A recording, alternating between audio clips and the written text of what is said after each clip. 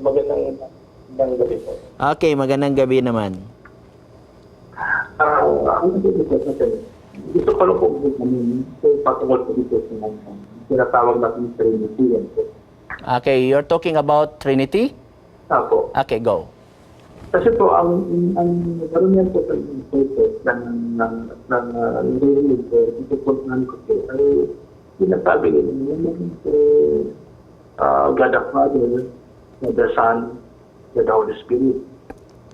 Yung God the Father po, kung naniniwala ko, ganito po sinabi po yung God the Son, God the Holy Spirit, parang medyo malapit po sa akin. Pwede po pa ito, pakipaliwanag kung bakit po ganyan.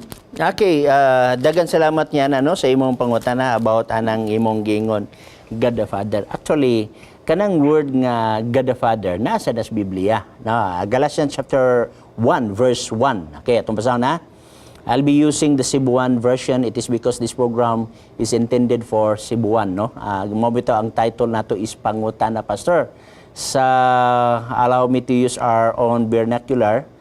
Nagaingo diri Galatians chapter 1 verse 1, si Pablo apostol kinsang pagka-apostol dili gikan sa mga tao ni pinaagig tao kun dili pinaagig kang Hesukristo ug sa Dios nga Amahan. So ato makita Dios nga Amahan mo nang gitawag nato God the Father.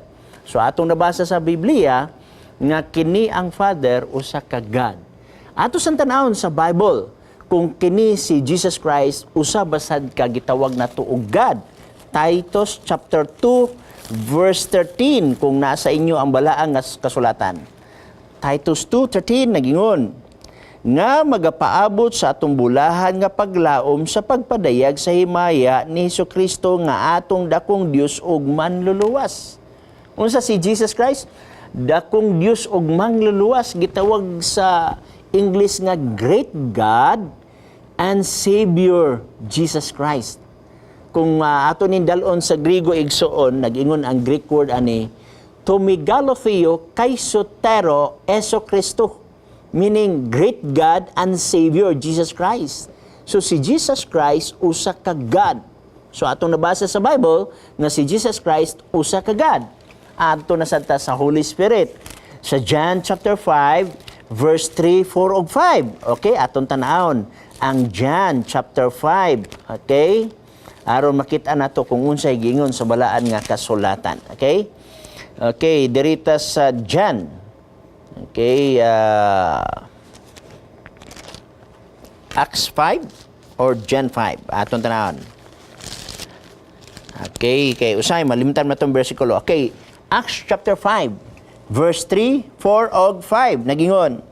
Apan si Pedro mingon kaniya, Ananias, naun sa bang giyawaan man pag-ayo ni Satanas ang imong kasing-kasing aron imong bakakan ang Espiritu Santo.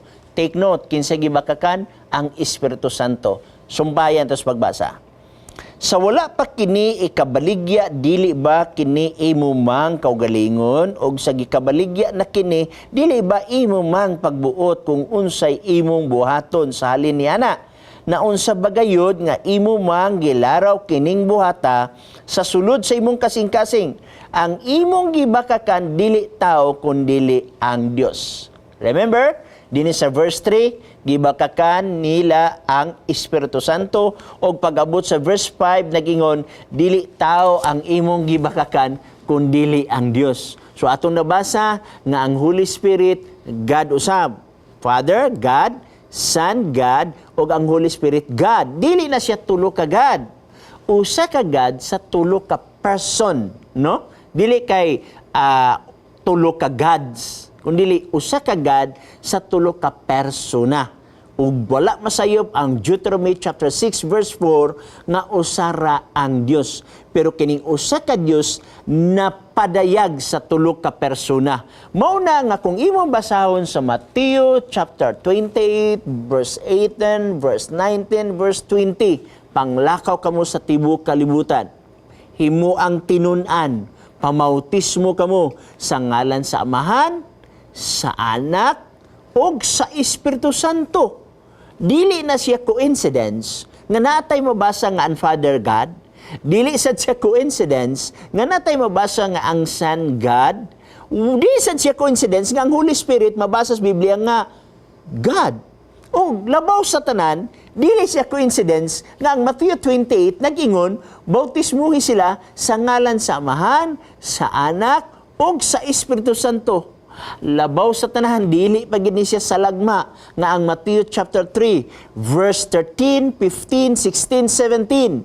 Sa panahon nga gibautismuhan si Jesus Christ, ang langit na abri ug adunay tingog gikan sa langit nag-ingon, mao ni ang akong pinangga nga anak, ako may kalipay kaniya. Ang Amahan nagsulti gikan sa langit.